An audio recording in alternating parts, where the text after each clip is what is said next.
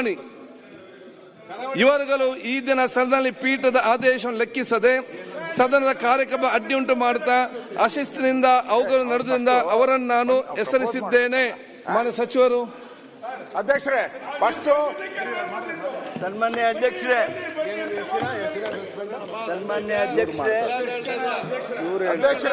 ಮುಂಜಾನೆಯಿಂದ ಕಾಂಗ್ರೆಸ್ ಸರ್ಕಾರದ ಮುಖ್ಯಮಂತ್ರಿನ ಮಾಡ್ತಾ ಇದ್ದಾರೆ.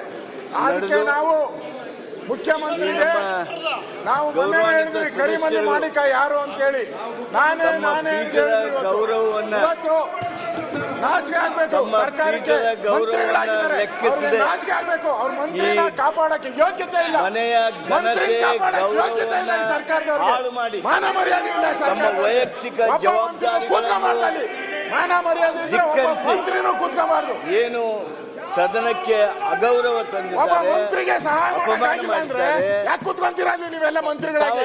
ನಾಚಿಕೆ ಆಗ್ಬೇಕು ನೀವು. ನಾಳೆ ನಿಮ್ಗೂ ಆದ್ರೆ ನಿಮ್ಮ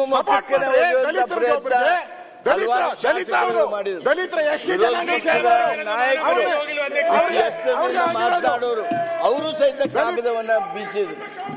ಈ ಕಾಗದವನ್ನ ಬೀಸುವಂತ ಈ ರೀತಿ ಒಂದು ಪಾಟೀಲ್ಗೆ ಗುಂಡಾಗಿರಿ ವರ್ತನೆ ಮಾಡೋದನ್ನ ಯಾವ ಕಾರಣಕ್ಕೂ ಈ ಸದನ ಸಹಿಸೋದಿಲ್ಲ.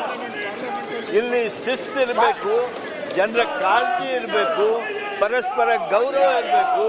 ಪೀಠಕ್ಕೆ ಗೌರವ ನೀಡ್ತಕ್ಕಂಥದ್ದು ನಮ್ಮ ಜವಾಬ್ದಾರಿ. ಅದು ಕಾನೂನು ಹೌದು, ನಿಯಮನೂ ಹೌದು, ನಮ್ಮ ಕರ್ತವ್ಯನೂ ಹೌದು.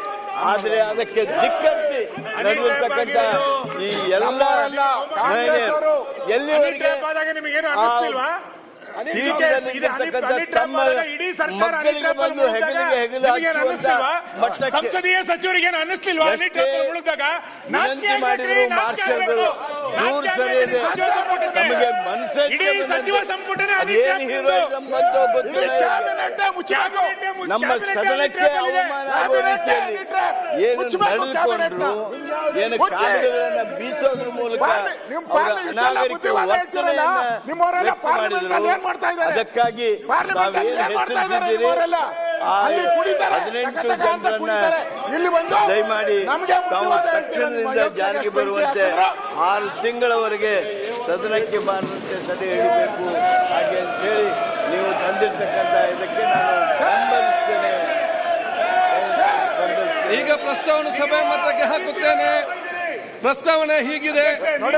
ಮಾನ್ಯ ಸದಸ್ಯರುಗಳಾದ Doddanagouda Patil, doctor Ashwath Narayan, S R. Patil, B A. Basavaraj, M R. Patil, Channabasappa, Chennai, B. Suresh Gowda, Ummanath Kotya, Sharanu Salagar, doctor Shailendra Beldal, C K. Ramamurthy, Yashpal Swarna, Harish B P., doctor Bharath Shetty Y, Munirathna, Basavaraj Muttimur, Dheeraj Muniraj, doctor Chandru Lamani ಇವರುಗಳು ಈ ದಿನ ಸದನದ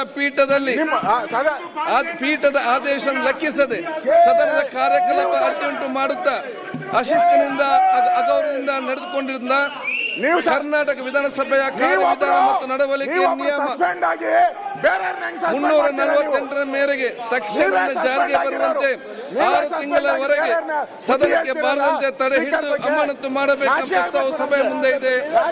ಪ್ರಸ್ತಾವದ ಪರವಾಗಿರುವ ಹೌದು ಎಂದು ಸೂಚಿಸಬೇಕು, ಪ್ರಸ್ತಾವದ ವಿರೋಧವಾಗಿ ಇಲ್ಲ ಎಂದು ಸೂಚಿಸಬೇಕು. ಪ್ರಸ್ತಾವ ಹೌದು ಪರವಾಗಿದೆ ಎಂದು ಭಾವಿಸುತ್ತೇನೆ. ಪ್ರಸ್ತಾವ ಹೌದು ಪರವಾಗಿದೆ, ಪ್ರಸ್ತಾವ ಹೌದು ಅನ್ನೋರ ಪರವಾಗಿದೆ, ಪ್ರಸ್ತಾವ ಅಂಗೀಕೃತವಾಗಿದೆ. ಈ ಸರ್ಕಾರಕ್ಕೆ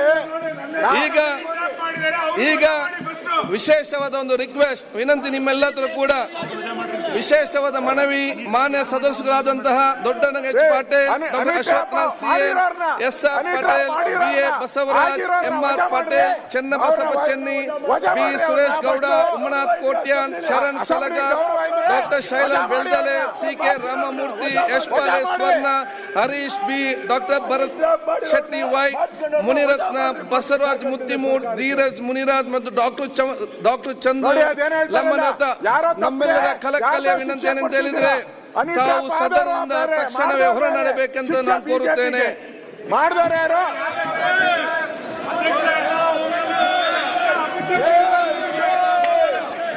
ಸದನವನ್ನು 10 ನಿಮಿಷವರೆಗೆ